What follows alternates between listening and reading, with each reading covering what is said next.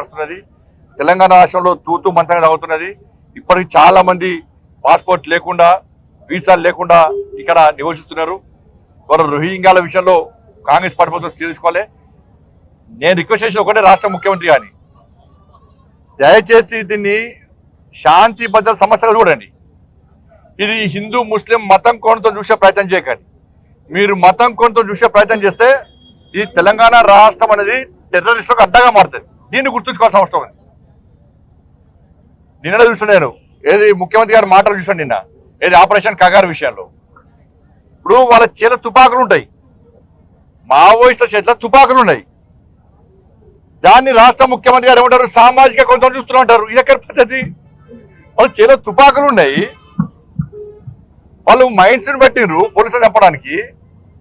మీ Congress party ప్రభుత్వమే మావోయిస్టులను నిషేధించింది. Congress party ప్రభుత్వమే నిషేధించింది.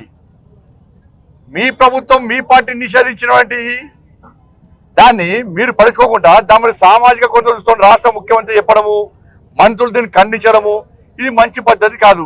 దమ్ముంటే ధైర్యం ఉంటే రాష్ట్ర ముఖ్యమంత్రి గారిని చలో మావోయిస్టులను నిషేధం తొలగించే దమ్ము మీకుందా? మరి పదే తిరగబడతారు ఇవాళ. కానీ దాని గిరిజనుల పేరుతోని దాన్ని చూడడానికి మంచి పద్ధతి కాదు. గిరిజనులు ఎవరు పోలీసులను చంపరు, గిరిజనులు ఎవరు మైండ్స్ పెట్టి బ్లాస్టింగ్ చేయరు, గిరిజనులు ఎవరు అమాయకులను చంపరు, గిరిజనుల చేత తుపాకులు ఉన్నాయి. కాబట్టి అనేక మంది అమాయకులను చంపారు. వాళ్ళ దాని మీద ఈ సంఘాలు ఎప్పుడు మాట్లాడాయి.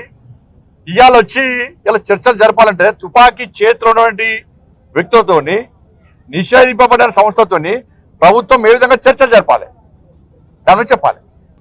ఈ నాయకుడు ఒకటే నేను స్పష్టంగా చెప్తున్నా, ఇద్దరు నాయకులు చెప్తున్నాను, మీరు పోటీ పడి వాళ్ళకి సపోర్ట్ చేసే ప్రయత్నం చేస్తున్నారు. ఇవాళ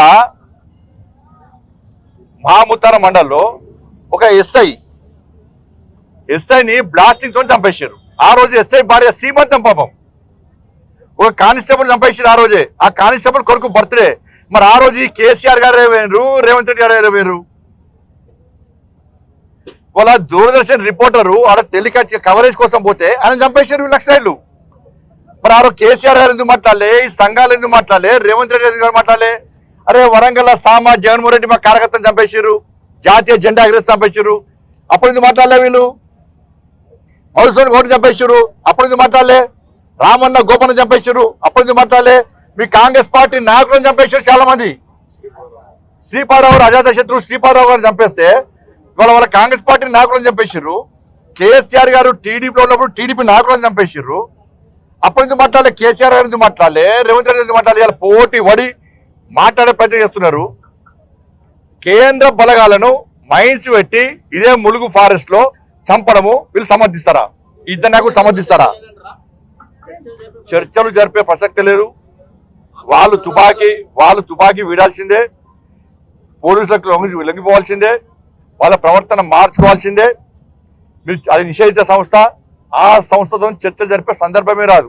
ఈ సంఘాల నాయకులు కూడా వాళ్ళు చేసినటువంటి అరాచకాలకు వీళ్ళు ఇందులో ఎందుకు స్పందించాలో సమాధానం చెప్పాలి. రోల్ మోడలా ఏ మోడల్ ప్రజలకు తెలుసు. తెలంగాణ రాష్ట్రంలో కాంగ్రెస్ పార్టీ నాయకులకు ఒక అలవాటుగా మారింది, ఏం చేయకుండా అన్ని చేసాం